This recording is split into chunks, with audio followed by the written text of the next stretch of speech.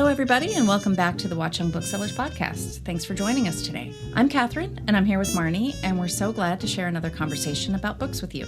Today, we have two more authors in our neighborhood, Garth Hallberg and Jason Tanz. Today, they're going to discuss how you build community through books and why bookstores are an essential part of that process. That's right. So as we mentioned in our first episode, writing can be isolating, and a bookstore is a great way to break up the monotony of working alone and just chat with booksellers or someone else who happens to be browsing in the same section as you. Garth was hard at work on his latest novel, The Second Coming, which will be hitting stores on May 28th, when he took a break and decided to head to the bookstore. He ran into Jason Tanz and struck up a conversation about a challenging classic novel. That led to a book club and more challenging novels. We'll let them tell you all about it after we introduce them. Garth Hallberg's first novel, City on Fire, was a New York Times and international bestseller and was selected as one of the best books of 2015 by the Washington Post, Los Angeles Times, NPR, and many others. It was adapted into the Apple TV Plus series of the same name. He's also the author of the novella A Field Guide to the North American Family and soon-to-be-released novel The Second Coming. Jason Tanz has lived in Montclair since 2010. He is currently editor-in-chief at Lyft, and before that worked at Wired for many years. His writing has appeared in the New York Times, Esquire, Fortune, and many other publications. He is also the author of the 2007 book,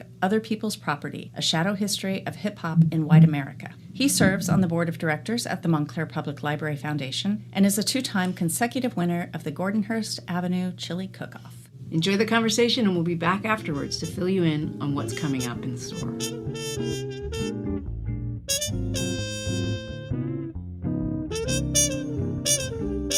So, Jason, I don't really know much about how you came to live in Montclair, and you predate me here. That's right, the old guard. You were an earlier adopter. Yeah. I'm wondering if you could tell me a little bit about your history as a writer and how you ended up here and whether those two things interacted at all along the way. Yeah. Okay. They sort of did in an abstract way. So I started my career in print magazines, which makes me sound like I'm, a dinosaur. 3,000 years old. Yeah. And was working at Wired. I was at Wired for many years, which inspired me to do a couple of stints in San Francisco. And our first stint in San Francisco, we were living in Brooklyn, moved out to San Francisco. As one does. As one does.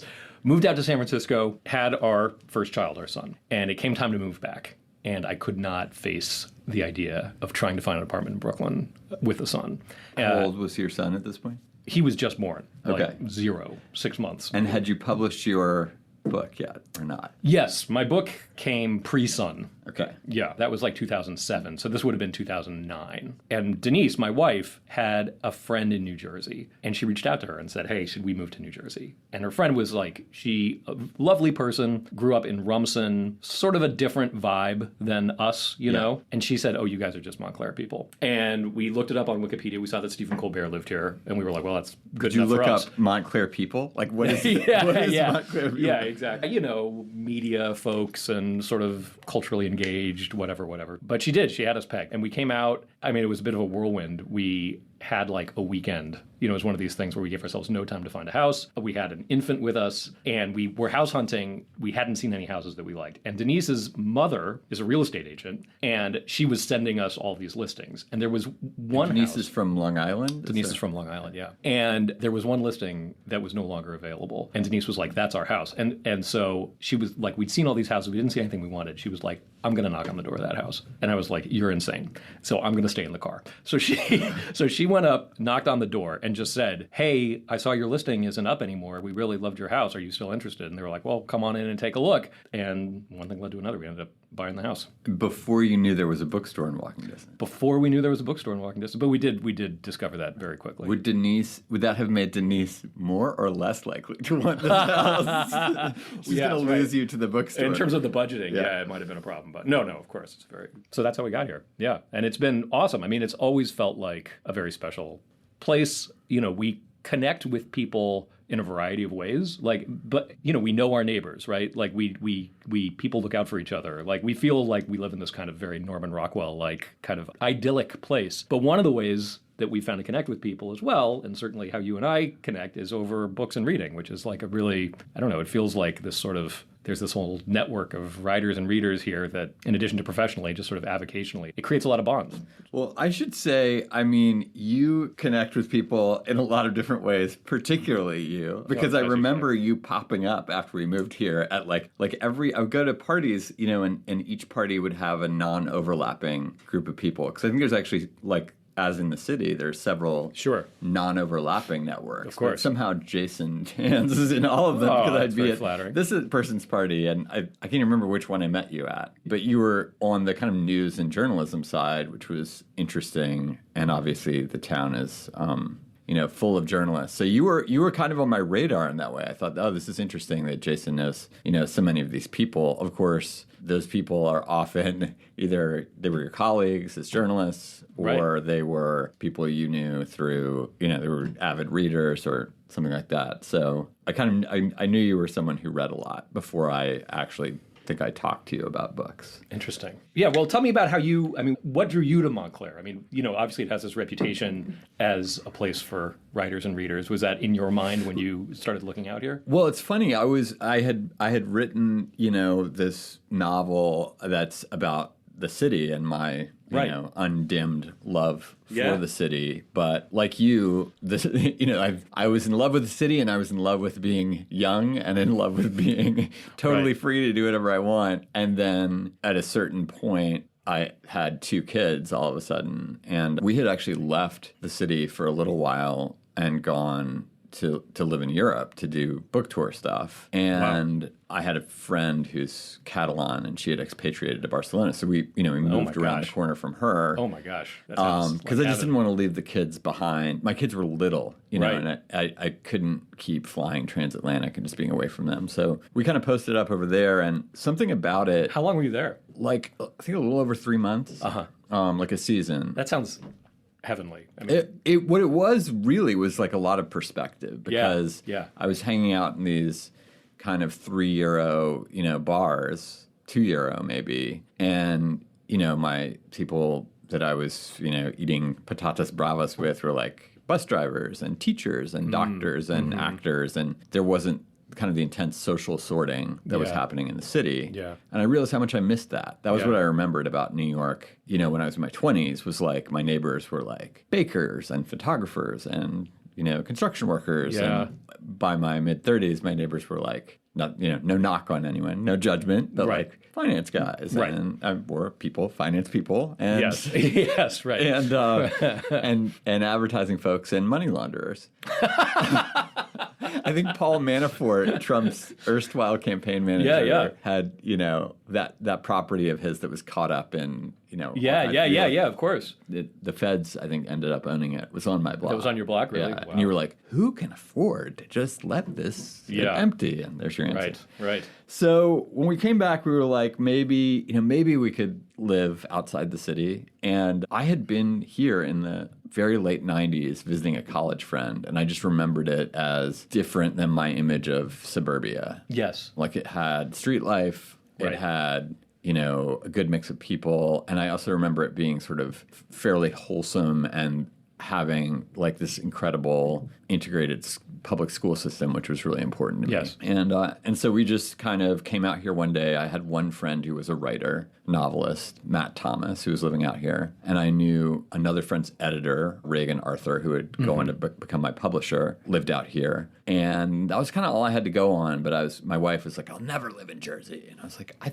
thought the same thing. I think it's prettier than you remember. Right. And we drove out here, and there just happened to be a house for sale. And I had never looked at one before. And as a novelist, we weren't even necessarily looking for one, but I was like, oh, an open house. Like, that's material. It starts in an hour. Like, let's go. Right. This could turn into a weird play. Right. And we were kind of like, oh, that... Like a Richard Ford scene or something. Yeah. Like, but we were kind of like, that's like so much nicer than what we're seeing in the city. And then on the way out of town, we drove by the bookstore. And that was the clincher. Totally. I was like, it was right by the train station. I was like, this is about a 7-minute walk from what would be our house. And it was like this little oasis. Yes. Like, it reminded me of one of my favorite bookstores in the world, which is the London Review Bookshop. I'm part Scandinavian, so it had that hygge thing. Lots of wood. They keep it nice and warm in there in the winter, and it just felt very welcoming. And I was like, all right, I can live here. Like, I know nothing else about this town, but I know, I can take my daily walk, get a coffee and go to the bookstore. Yeah, I know what you mean. I have always, there is something about like little independent bookstores that you always want to just spend time there. You know? Like it's welcoming. It's even if you don't spend money, like, and having it, this sort of goes to how we ended up forming this little book group that we're in. I had a bad day at work at the technology company that I used to work at. And yeah, I know, it's hard to imagine. And this was must have been during the pandemic, so I was working from home all the time. Oh, I think. It was during the pandemic. I'd totally forgotten about that. But not during the we can't leave the house. It was, but still, like, we had to mask up and all that stuff. Yeah. I think. And I can do the math on this. This would have been the summer of 21. I know it was summer. So post-vaccine. Yeah, just post-vaccine. Right. So maybe I wasn't masked at that point. But in any case, I was like, I got to get out of this house. You felt masked. I felt right. Spiritually and metaphysically, you're still wearing a mask. It never came off, and I was just like, I gotta go to the bookstore. Like, I gotta just like go blow off some steam and go to the bookstore. And so, can we pause there for just a second? Yeah, because the one thing that I've memory hold it for one, and then not everyone listening may even know. But like, there had been the long period of the bookstore being closed. Yes. So our libraries were closed. Right.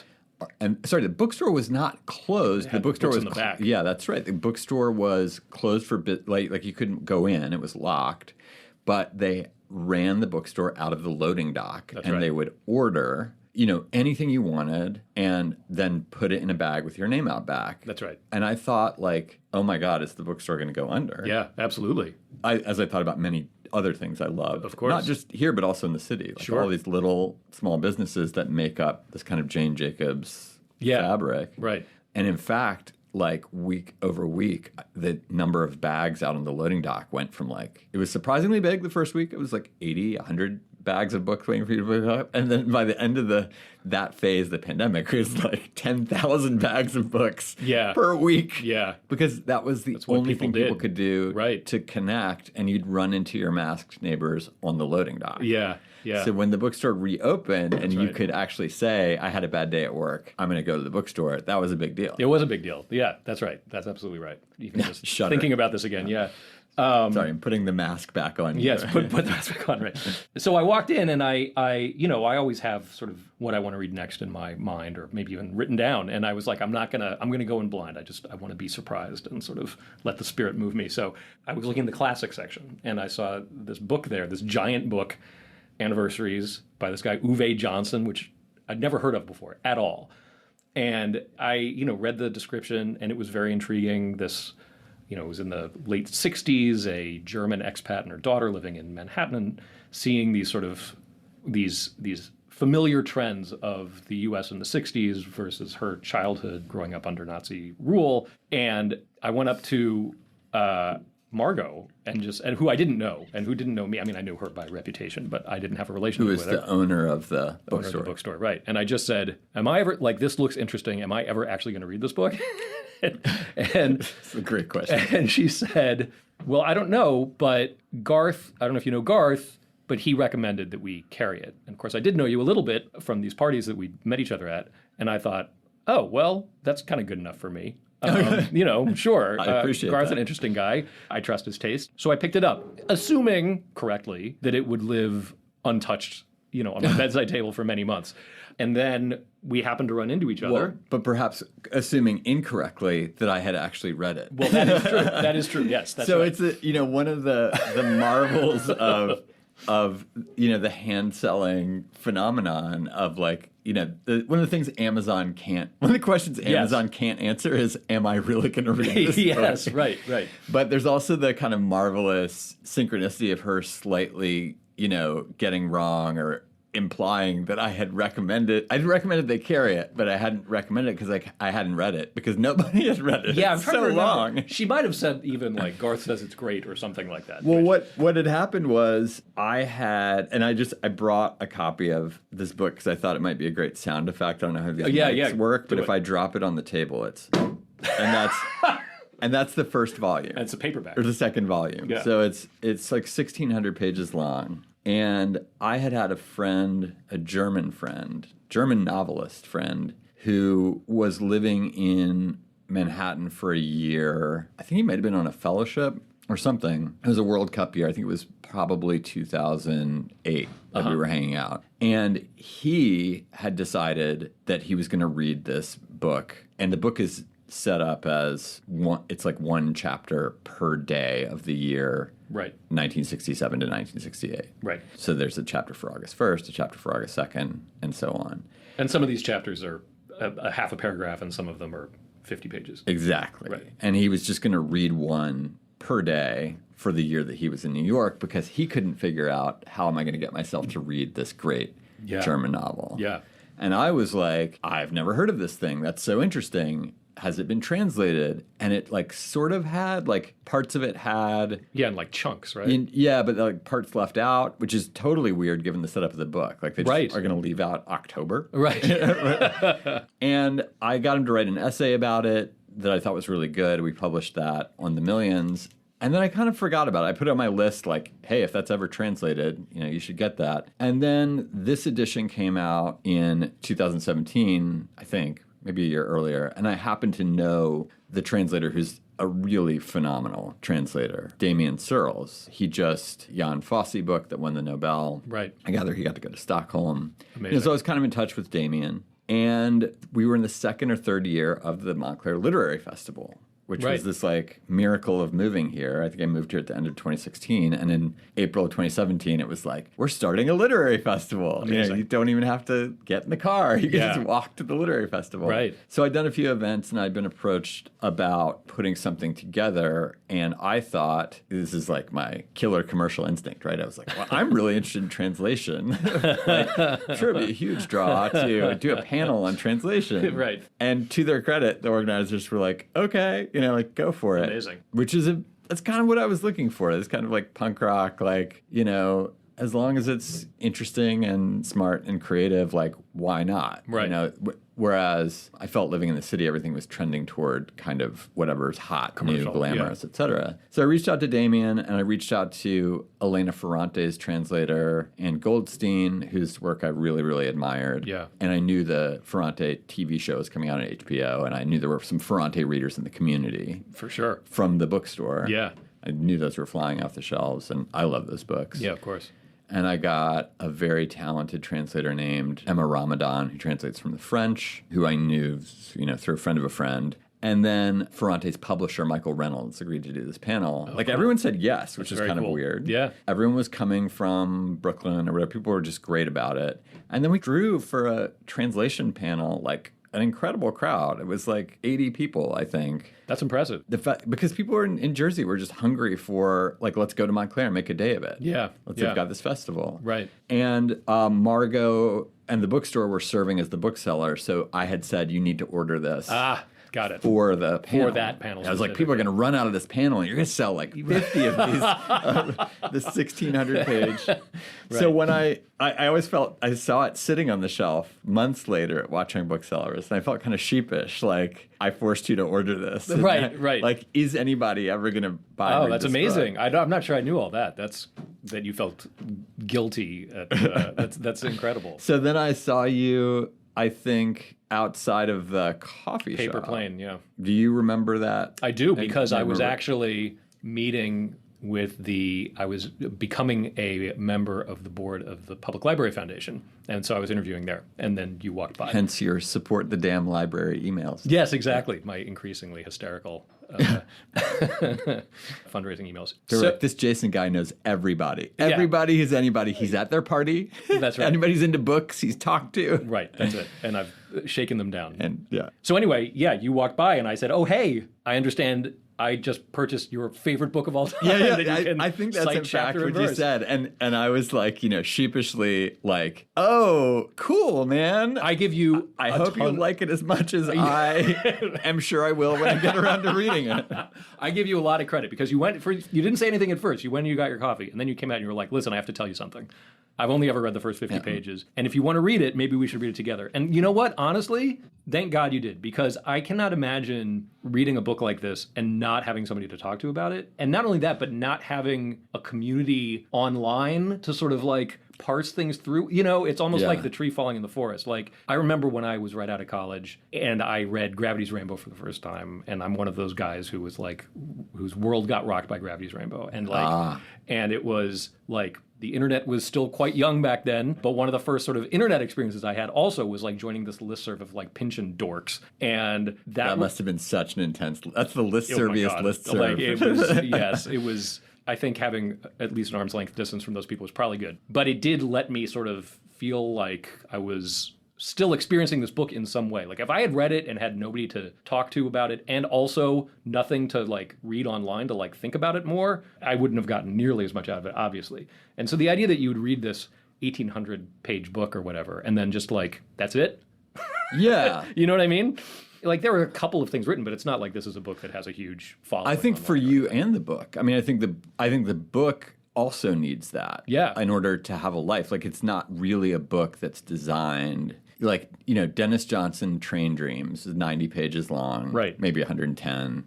It's as perfect a piece of writing as exists. And you read it and you're like, I had a transcendent experience of beauty. And the discussion you have about Train Dreams is, have you read Train Dreams? And we're like, yeah, it's amazing. Or like, But a book like this, and that's it.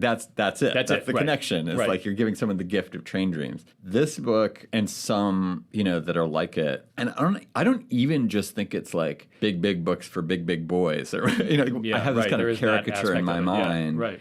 And it's probably unfair, but of like the person whose world was rocked by Pynchon, but who's... Yeah, there are a lot of them out there, and I'm probably one of them. Yeah, but, you know, it's not just those books that need a deeper community of discussion, but like, you know, like The Warmth of Other Suns is one of those books. It's a big commitment, and you walk out of it, and you're just like, to really finish this book, I need to discuss it with someone. Yes. So, yeah, that was interesting. I can say, like, there wasn't a huge amount of calculation in my mind. I think there was a line for coffee, and I was thinking, there was the guilt there too. And I was like, oh man, I suckered this guy into buying this. It could have been a beautiful friendship. We know all the same people, but I just suckered him into buying what's no doubt a wonderful book, but that he's never going to read. And I'm looking at they didn't print the price on here, but I think it's like, you know, $35, $40 for the two paperbacks. Yeah. And then I thought, like, we have just been in this pandemic where the opportunities to connect with people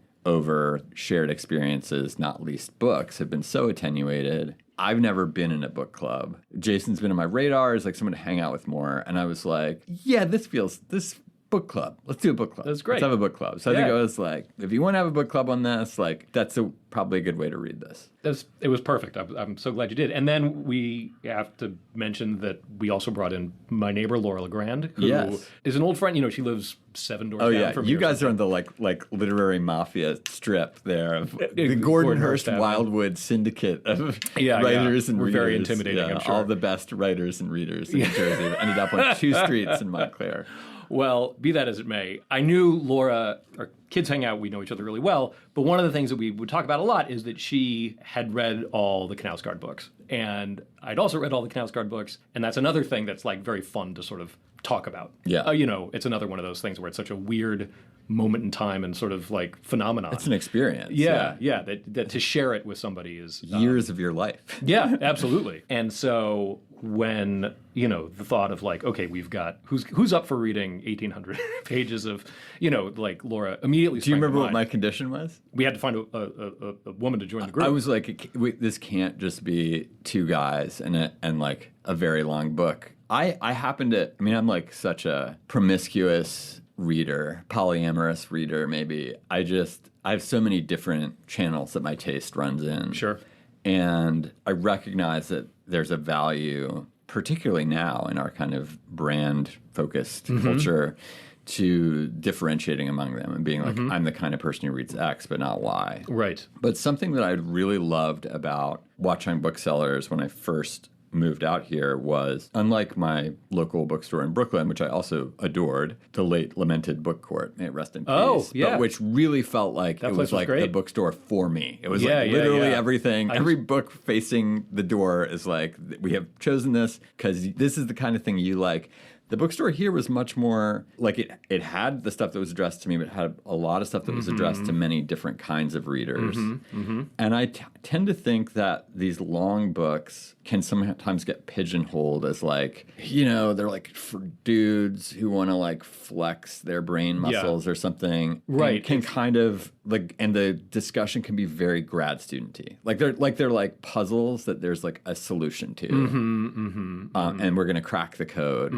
And I think that sometimes there's certain books I can think of that I feel like that approach has done a disservice to, or at least the way that I read them was very emotional rather than very cerebral. Like which, I mean, I have a guess, but which books are you talking about? Well, I mean, the Bolaño books, the Knausgaard books. And it's funny, it's like, to me, the Ferrante books are in the same universe, but nobody talks about them that way. Right. And I think there's a gendered for sure. thing there. Like nobody approaches them like this, secret text that, only initiates are into. Infinite Jest is on that list. Right. That's what I was thinking. And I guess I can say like I had written a really long novel that I basically wrote with my heart, but I think the length of it, which in my mind was like Dickens, George Eliot, kind of 19th century. Yes. I was concerned that it might read as David Foster. I love Pynchon, but like I'm not. That's just not kind of how I write, and I read Pynchon with my heart instead of my brain. So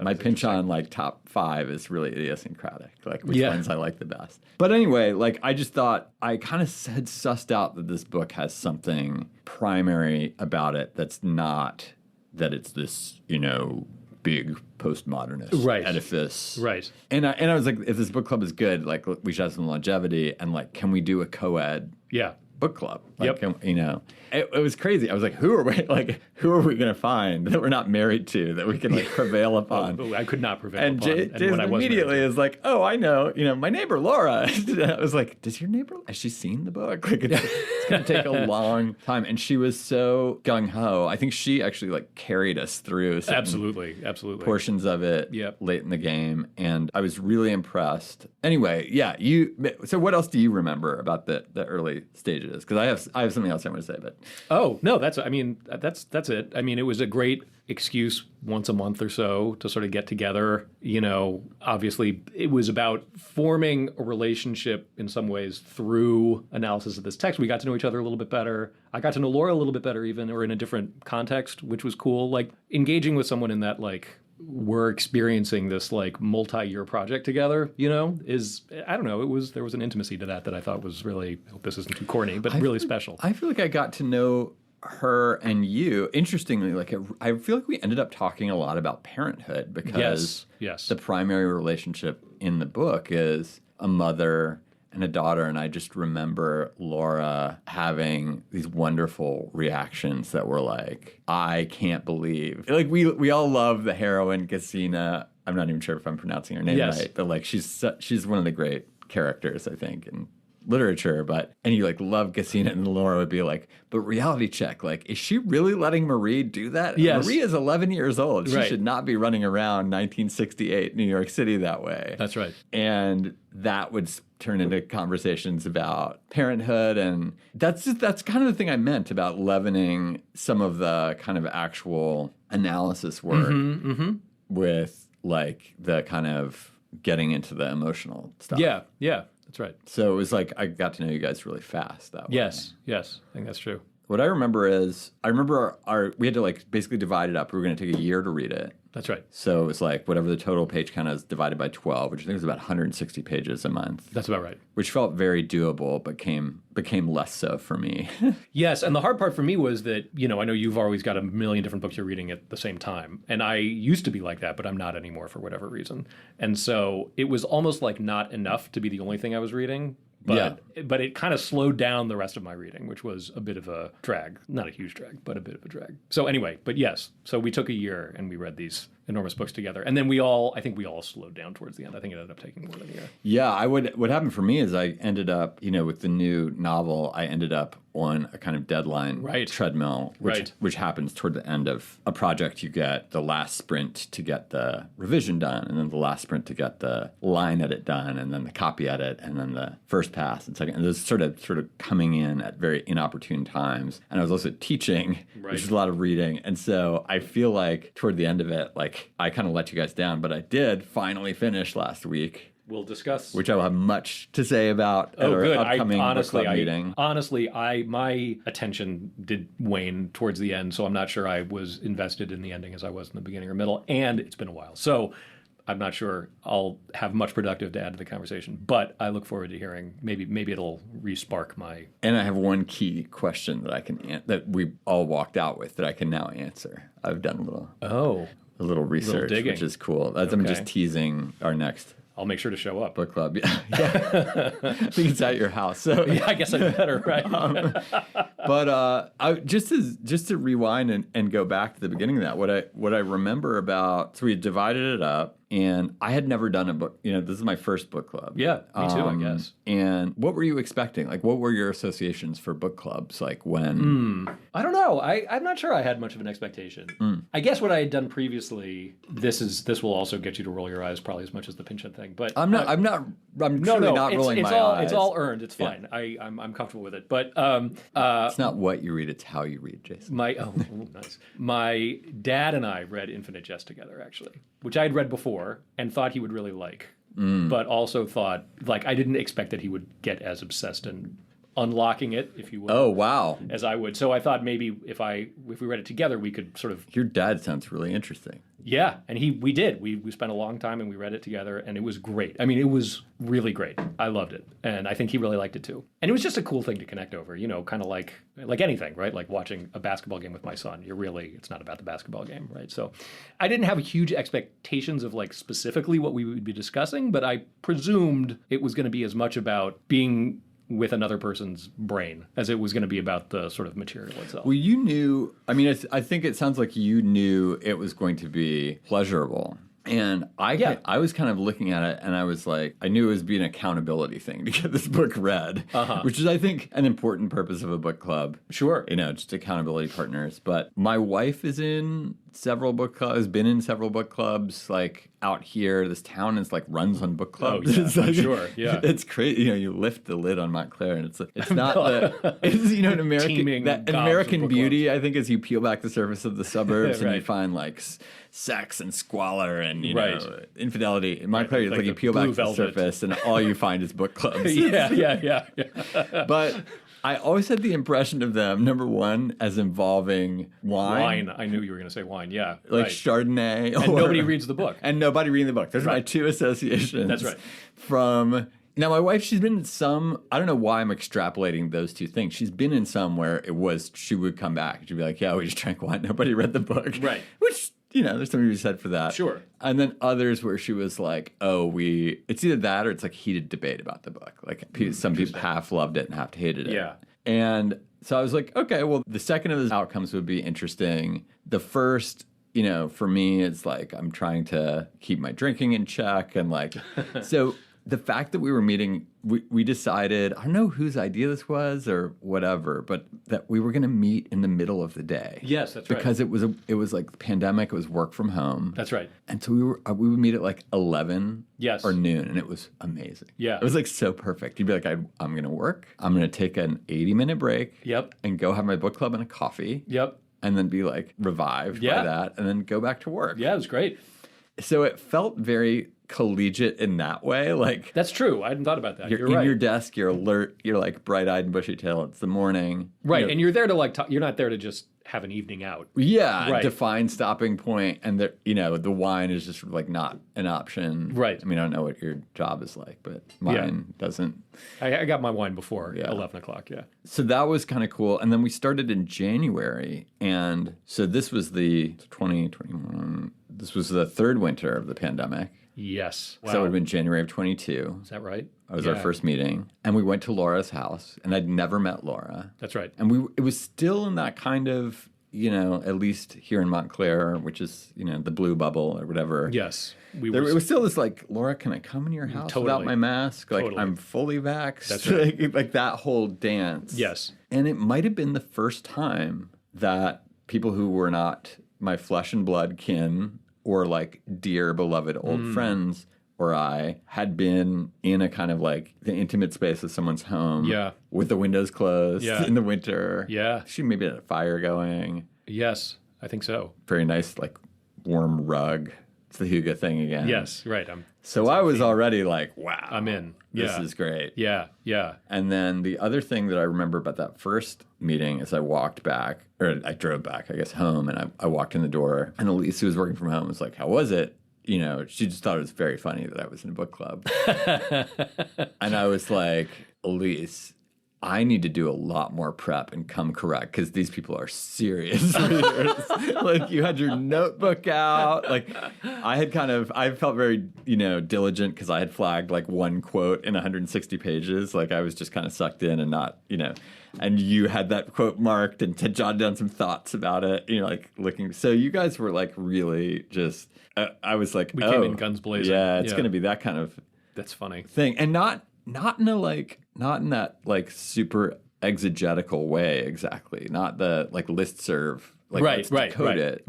No. Right. There's really not that much to decode. No, it's fairly straightforward. But like, just kind of going deep into questions of, I don't know, just like a lot of thought had gone into it, which I thought was cool. And then the other thing was like, I got 160 pages in and I was like, this book is beautiful. It's a terrific book, yeah. Like, it's just, the writing is so... Yeah, it's amazing.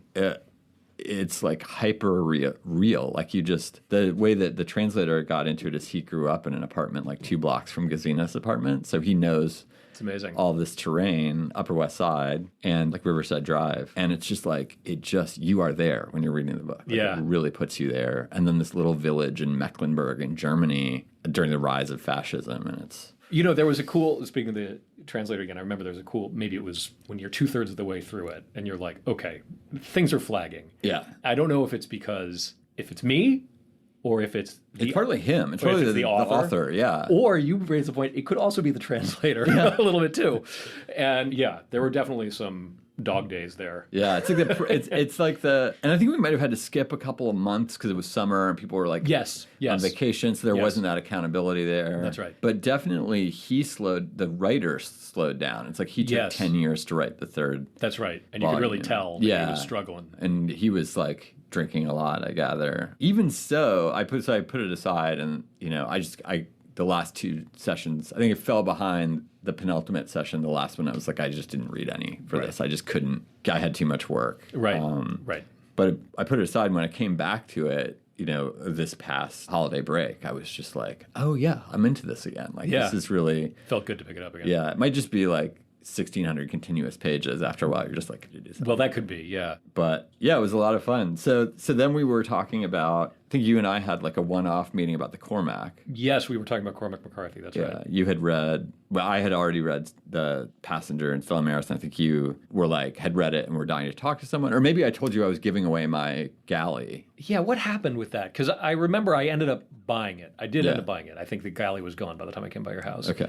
And it was after I read it, because we were talking about the New York Times book review and what I think, you know what it was? I'd read the first book and not the second. That's what it was. Okay. So we just like got together for coffee over the summer, and we had, to my surprise, like at the end of if you had told me that you, me, and your neighbor Laura, who I'd never met, were going to get to the end of the 1,600-page book, and anybody was going to wish to continue this book club, I would have, been very surprised. In fact, like at the last meeting, I think there was this feeling of like, well, we're not keep going. Yeah, right? we'd been through so much. And the question was, but what can we read? And this is another one where I was adamant, where I was like, it cannot be another white guy. Yeah. Like it, like we need something that's like strenuous enough to require an accountability partner in some direction, strenuous in some direction. But like, I don't necessarily, I'm like not ready to do the kind of Gravity's Rainbow, like the tunnel,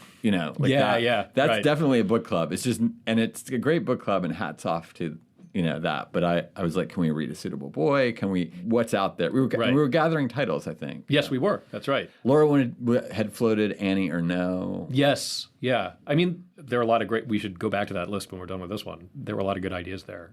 But it so happened that I think I had just read, so this was another friend of mine, Jenny Comita, who lives in town. This is another Only journalist. In Montclair. This is like the most Only in Montclair story. And not in a bad way. It's like that Richard Florida, the thing about, having people in the office and ideas bounce off people, like that happens. Totally. Here in town, like a kind of creative space. Absolutely. Absolutely. So Jenny we were over at her house, which had just recently been remodeled. She moved into a new house, remodeled it. Beautiful, beautiful. And it has this amazing, amazing floor-to-ceiling bookcase, just gorgeous built-in bookshelves.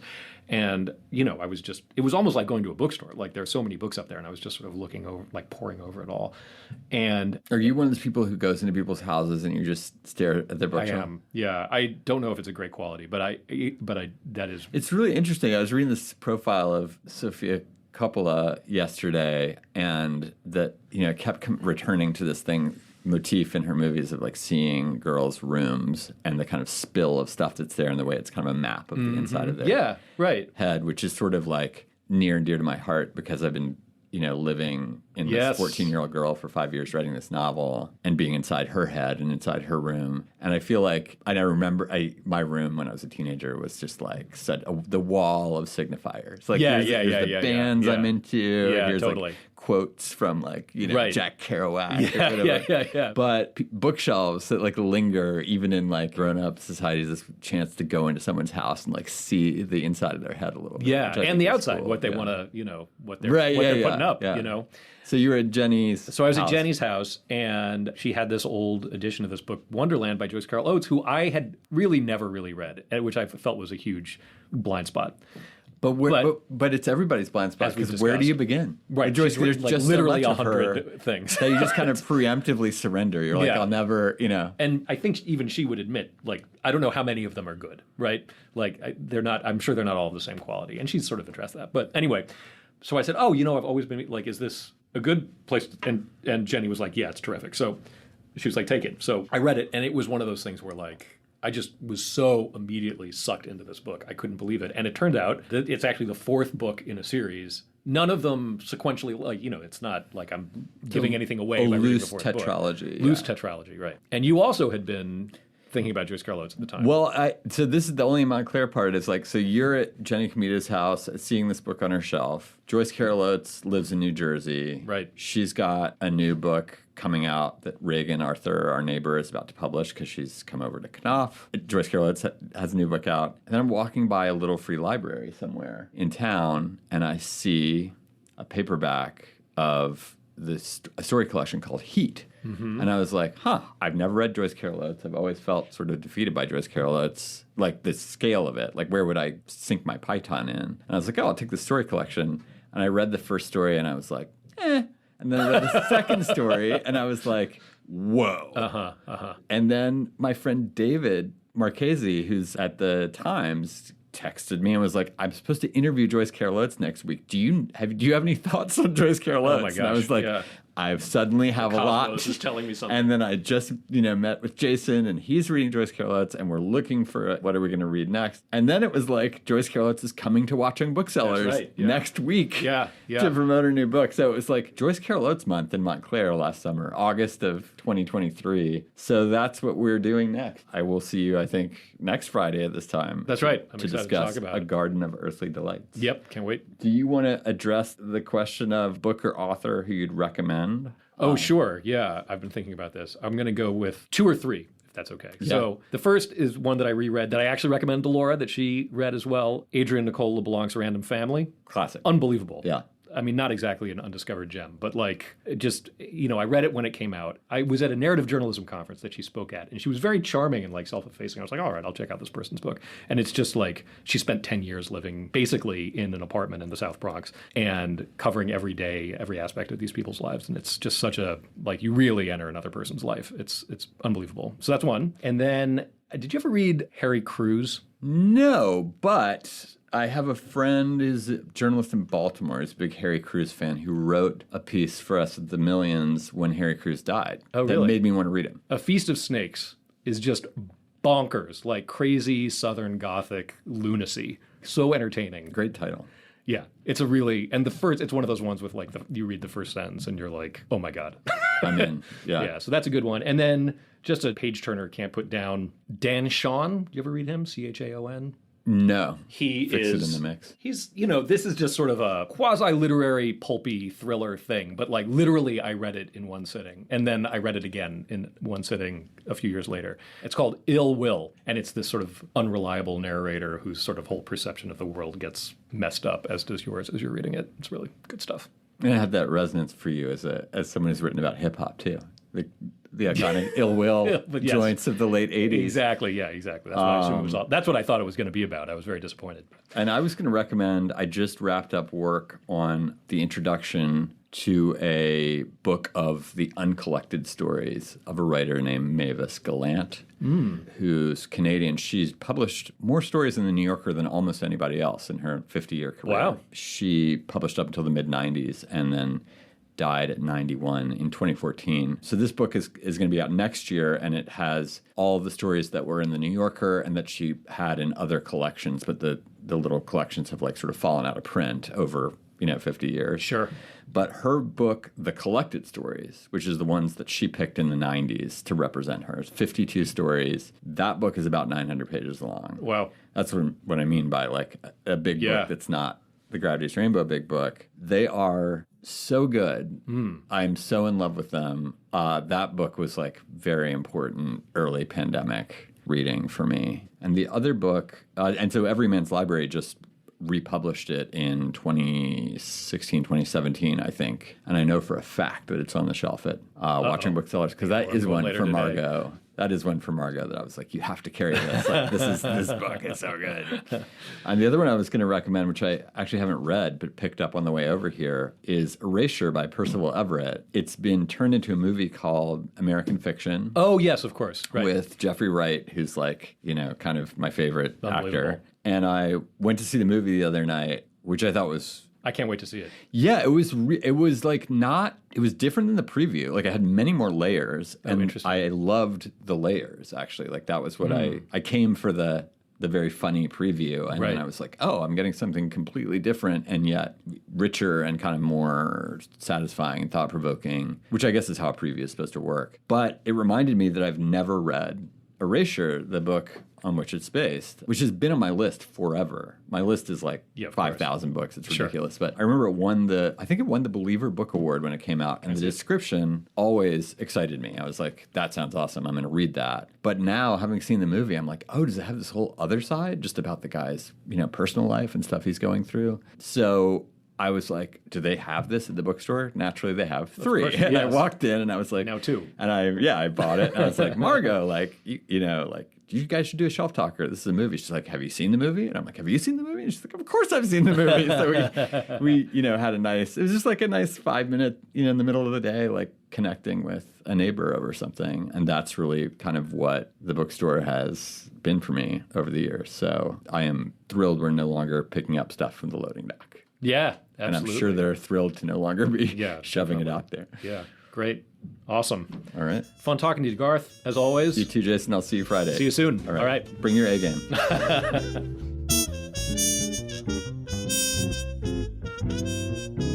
Thank you, Garth and Jason, for your conversation. We loved hearing about the ways you find community at the bookstore, and we're always glad to chat with you when you need a break from writing. Before we go, we want to remind you of a few of our author talks you can hear live and in person. On May 14th, we'll be co-hosting an event at Loopwell with Dr. Sharon Malone, whose new book, Grown Woman Talk, is truly essential reading about women's health. It's going to be a fantastic evening with a talk, signing, and reception. On Wednesday, May 22nd, join us for a talk with Letty Teague about her new book, Dear Readers and Writers, The Beloved Books, Faithful Fans, and Hidden Private Life of Marguerite Henry. Marguerite Henry was a Newbery Award-winning author who wrote Misty of Chincoteague and so many more books about horses that all those horse kids loved way back then. And of course, don't miss the book release event for The Second Coming by our guest, Garth Hallberg. That's on the pub date, Tuesday, May 28th. You can pre-order now. He's going to be talking about it with author and podcaster Willa Paskin. Be sure to register before it fills up.